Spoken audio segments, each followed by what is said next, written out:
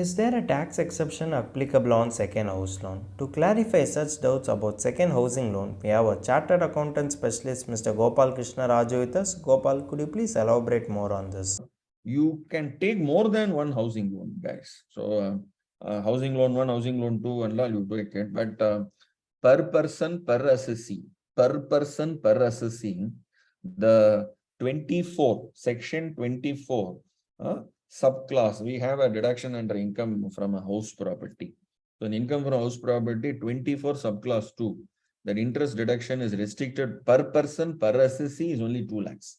Per person, per assessee, per annum 2 lakhs only.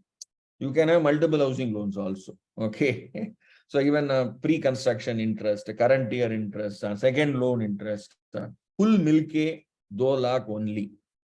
Thanks for your detailed answer.